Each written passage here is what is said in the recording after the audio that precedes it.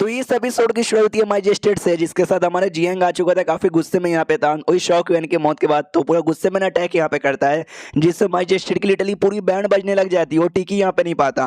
और हमारा जियांग इतना बड़ा बड़ा हमला किया जा रहा है ना कि दूर से यांग क्वेन यानी तीसरा डिसाइपल भी नोटिस करता है, बाप रे भाई इसके अटैक में कितना दम है, इतने जोश में वो मेरे साथ फट करेगा तो मेरी भी काफी ज्यादा बैंड बजा देगा। मैजिस्ट्रेट जो कि अपना कोई अलग सा टेक्निक यूज करने वाला था जियांग के साथ फाइट करने के लिए। ये टेक्निक ऐसा क्या कि तुमने इस टेक्निक से अपने से लो लेवल पे बंदे पे हमला किया ना तो पक्का मर जाएगा। हालांकि जियांग मेरे से स्ट्रॉन्ग यहाँ पर है, लेकिन चोट तो उसको बहुत ज्यादा गहरी लगेगी, तो मैं उससे अपने जान बचा के निकल सकता हूँ। लेकिन क्या हुआ, अटैक तैयार करने का मौका हमारा जियांग देता ही नहीं है, उससे पहले ही आके उसकी बैंड बजा देता है। तो वो मोटा भी लाइक अबे यार थोड़ा सा तो मौका दे दे एटलीस्ट अटैक वटैक यहाँ पे करने का, ये मौका नहीं दे रहा, मुझे ऐसे ही यहाँ से भागना चाहिए। तो जियांग का ध्यान भटका कर ना वो ऐसे ही भागने यहाँ पे लग जाता है, लेकिन जैसे भागने की कोशिश करता है वैसे ही हमारा जो था ना भाई यांग क्वियन एक फॉर्मेशन लगा के उसको फंसा देता है। वो भी जोर से चिल्लाता भाई तूने फॉर्मेशन लगा दिया, ये भी कहते यस मैंने फॉर्मेशन लगा दिया। और ऐसा एक नहीं बल्कि फॉर्मेशन में 6 लेयर है, तू 6 बार भागने की कोशिश करेगा 6 बार यहाँ पे पकड़ा भी जाएगा।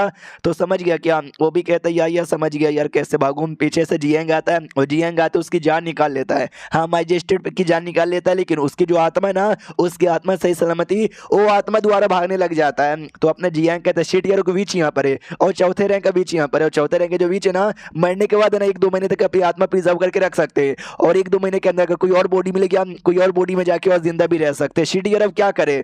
जो सुनते यांग क्वेन कहता है टेंशन मत लो, आत्मा पकड़ने की निंजा टेक्निक है मेरे पास, इतना बोल के उसकी आत्मा भी पकड़ लेता है। और कहता है ये सिटी में मेरी एक दोस्त यहाँ पर है जो कि आत्मा को बहुत ही अच्छे से रिफाइन करती है। हाँ तो ये इसकी आत्मा को रिफाइन करके इसके मुंह से सारी बातें भी निकलवा लेगी और एंड में खत्म भी कर लेगी। लेकिन आत्मा अपने आप को खुद ही डिस्ट्रॉय कर लेता है। जो देखते यांग क्वेन भी कहता है शिट यार डिस्ट्रॉय कर लिया इसने अपने आप को, वेस्ट हो गया। जियांग कहता है साले तेरी गलती यहाँ पर है, बहुत ही बकवास यहाँ पे करता रहता है ना जिसके चक्कर में हो गया ये। यांग क्वेन कहता है ठीक है मेरा भी काम हो गया अलविदा, इतना बोल के निकल जाता है। हमारे जियांग कहता है सुन भाई बात तो सुन के जा कि शॉ क्वेन मारा जा चुका है, लेकिन उतने में यांग क्वेन जा चुका था, यानी शायद उसको अभी तक खबर नहीं मिली, बाद में खबर मिलेगी कि शॉ क्वेन मारा जा चुका है। अब आते हुए गवर्नर की ओर, जो गवर्नर है ना इसके पास आता है कमांडर के पास, और कमांडर से कहता है सुन मेरी बात यार तू एक अच्छा काम करेगा हमारे साथ मिलके। वो भी कहता है बस हुक्म यहाँ पे दीजिए। हाँ तो बाद में इसको छोड़ दिया जाता है, ये अपने बंदों को लगाता है, नंबर 2 अपने सोल्जर्स को लगाती है, और सिटी में जो भी बुरे बुरे सोल्जर्स जो भी बुरे लोग जो कि मैजिस्ट्रेट के साथ यहाँ पे मिले हुए थे ना उन सबको ढूंढ ढूंढ के मारा जाता है। हमारे नाइट वॉचर्स में हमारे मेकटा के दोनों जो टीममेट थे ना भाई उसको तो वैसे भी गुस्सा यहाँ पे था, शॉ क्वेन की मौत का बदला लेना था, ये लोग भी घुस जाते हैं। अब बहुत सारे सोल्जर्स के लोग भी जान से मारते हैं, हालांकि चोट इनको भी लगती है, इनकी भी मौत हो जाती है, लेकिन सही टाइम पे इनको बुला के भेज दिया जाता है और दोनों अभी के लिए अपने आप को ये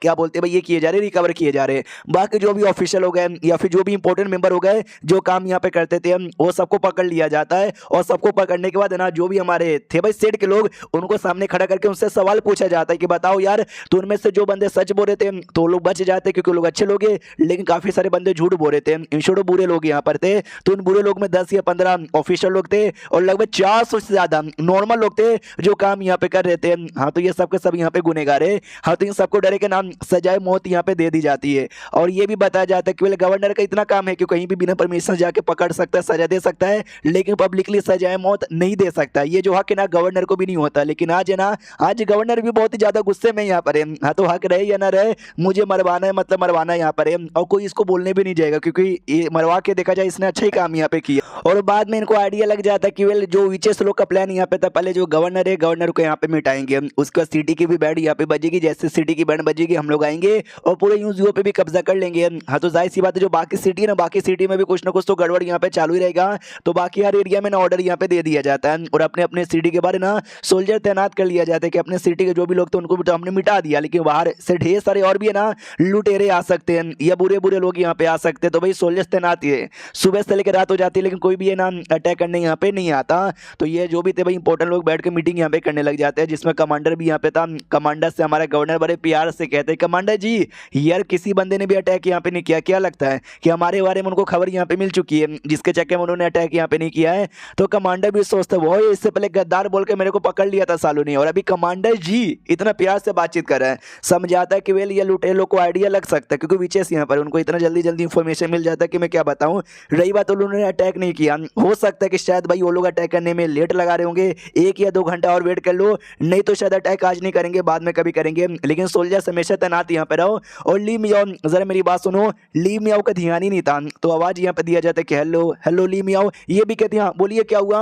कमांडर भी कहते हैं क्या हो गया तुझे, किसकी यादों में खोई हुई है। तो जो नंबर 2 है ना भाई, वो तो हमारे मेकटे के यादों में खोई हुई थी, उसके बारे में याद करके काफी ज्यादा बुरा यहाँ पे लगता है और कहते नहीं यार किसी भी यादों में नहीं खोई है। बोलिए आपको क्या बोलना था। जो गवर्नर है ना जियांग से पूछता बताओ यार यांग क्वेन का क्या हुआ, वो कहाँ चला गया। ये भी कहता है डोंट नो, कहीं से भी आता कहीं भी चल जाता तो बस चला गया। ये भी पूछा जाता यूज़ में क्या कर रहा था तुझे पता है क्या। जियांग कहता है आई डोंट नो, उसने बताया भी नहीं। उतने में आवाज आती जैसे कि कोई तो हमारी सीढ़ी की ओर यहाँ पे बढ़ रहा है, जैसे कि हमको इंतजार था। अभी गुंडे लोग वो लोग यहाँ पे आ सकते हैं, शायद वो लोग ही आ चुके। चलो यार जल्दी से वेट यहाँ पे करो, लड़ाई करने के लिए तैयार हो जाओ। तो ये लोग लड़ाई करने को तैयार था, तभी सामने से एक हमला आता है, भाले का हमला आता है। और जो पावर वहां से महसूस हो रही थी ना चौथे ग्रेड के वॉरियर का, यानी लुटेरो के अंदर चौथे ग्रेड का भी कोई वॉरियर यहाँ पर है नहीं। यार लुटेरो में इतना स्ट्रॉन्ग बंदा कैसे आ सकता। भाला जल्दी से अपने नंबर 2 को लगने ही वाला था, जियांग बीच में आता है, वो बड़े आराम से पकड़ लेता है जैसे कि भाई कद्दू का खेला हो उसके लिए। तो ये भी देख के चौंक जाती, कह रही बाप रे जियांग से हमको बड़ा टेंशन यहाँ पे था, क्योंकि जियांग बड़ा स्ट्रॉन्ग है, मैंने देख भी लिया कितना स्ट्रॉन्ग यहाँ पर है।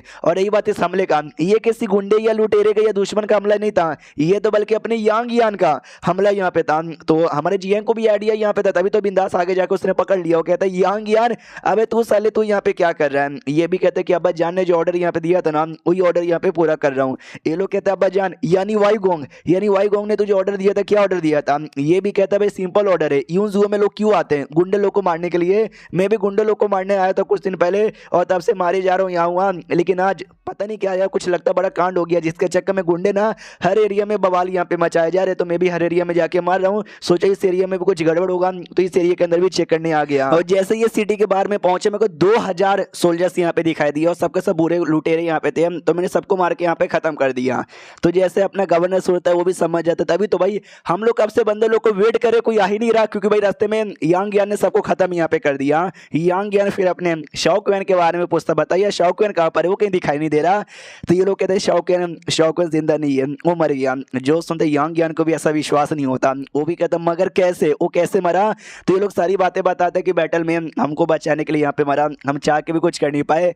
जियांग कहता है आई एम सॉरी, मेरी ड्यूटी थी उसको बचाना, लेकिन मैं अपना ड्यूटी पूरा यहाँ पे नहीं कर पाया। तो लिटरली यांग यान को बड़ा गुस्सा आया हुआ था, वो बहुत ही जोर से यहाँ पे मारता है जियांग को और जियांग तू बहुत ही बेकार है, तुझसे काम तक यहाँ पे नहीं हुआ, मैं तुझे जान से मार डालूंगा। अब आते अपने दोनों टीममेट की ओर जो हमारे शाओक्वेन के लाश के पास बैठे हुए हैं और वो भी बड़े सैड है, रोया जा रहा है कि भाई यार तेरे बिना हमारा क्या होगा। यार अभी भी फीलिंग आती है जैसे कि तू जग करे ना डायरेक्ट हमारे सामने आ जाएगा, लेकिन प्लीज यार अगर आना है तो जल्दी से आ, हमको ऐसे मत डरा। उतने में जो बॉस यहाँ पे था ली वो भी यहाँ पे आ जाता है, वो जैसे लास्ट कवर यहाँ पे थी तो लास्ट यहाँ पे हटाता है, जैसे यहाँ पे हटाता ना कवर वो भी देखा ऑफकोर्स पे एकदम सहमा सा यहाँ पे रह जाता है और कहता है मैंने सुना है कि बैटल में शाओक्वेन की मौत हुई है, लेकिन एग्जैक्टली कैसे मौत हुई है तो मेरे से कोई बताएगा। तो सारी की सारी बातें बता दी जाती कि भाई ऐसे ऐसे मौत हुआ था।